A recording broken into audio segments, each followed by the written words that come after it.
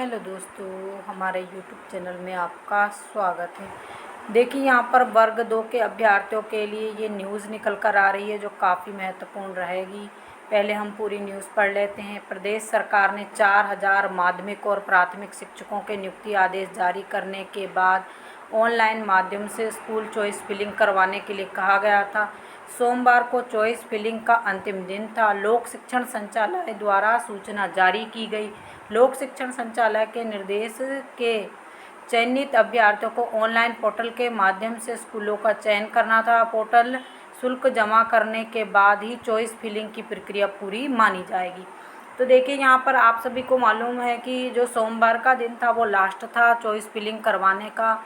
अब यहाँ पर देखिए एक चीज़ और भी 4 चीज़ें DPI द्वारा कही गई, वो भी बहुत महत्वपूर्ण है।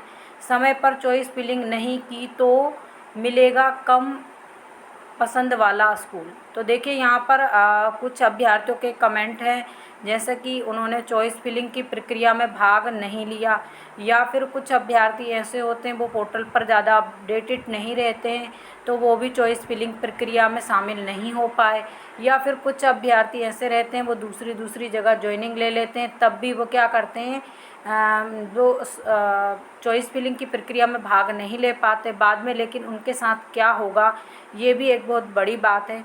तो जिन अभ्यर्थियों ने चॉइस फिलिंग नहीं की है उनको विभाग ने चेतावनी दी कि कोई भी अभ्यर्थी तय सीमा के भीतर स्कूल विकल्प नहीं भरता तो उसे बाद में बची हुई रिक्तियों के आधार पर स्कूल जो है DPI द्वारा ही आवंटित कर दिया जाएगा, यानी वो भर्ती प्रक्रिया से बाहर नहीं होंगे।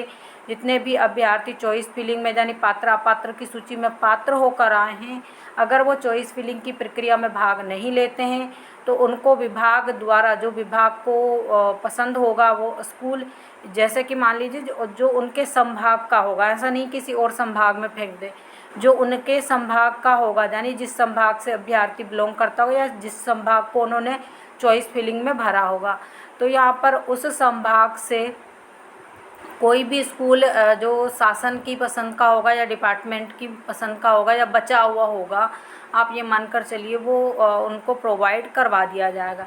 अगला पॉइंट है देखिए, पोर्टल पर अपडेट देखते रहिए, अभ्यर्थियों से आग्रह। तो वर्ग 2 के अभ्यर्थियों को सलाह दी गई है कि MP ऑनलाइन के पोर्टल पर आप नियमित रूप से नज़र रखिए और सभी सूचना और निर्देश जो है पोर्टल पर ही जारी किए जाएंगे। अब है कुछ कमेंट आ रहे हैं वर्ग 2 के अभ्यर्थियों को जो खेल गायन वादन से जुड़े हुए हैं। तो देखिए यहाँ पर उनके लिए भी विभाग ने कुछ चीज़ें जारी की है। प्राथमिक शिक्षक गायन वादन नृत्य जैसे विशेष पदों के लिए पात्र अभ्यर्थियों की सूची अलग से जारी की जाएगी। इसके लिए अभ्यर्थियों को घबराना नहीं है। इन लोगों का प्रोसीजर पूरा हो जाएगा, उसके बाद आप लोगों के लिए सूची जारी की जाएगी, फिर आप लोगों की चॉइस फिलिंग करवाई जाएगी। इसके बाद इन पदों पर आगे की प्रक्रिया शुरू होगी। तो जब तक आप लोगों की चॉइस फिलिंग की प्रक्रिया नहीं होगी, भर्ती प्रक्रिया आगे नहीं बढ़ाई जाएगी। अगला पॉइंट है दस्तावेज सत्यापन के बाद भी अंतिम नियुक्ति। जिन अभ्यर्थियों के नाम चयन सूची में शामिल हैं उनके दस्तावेजों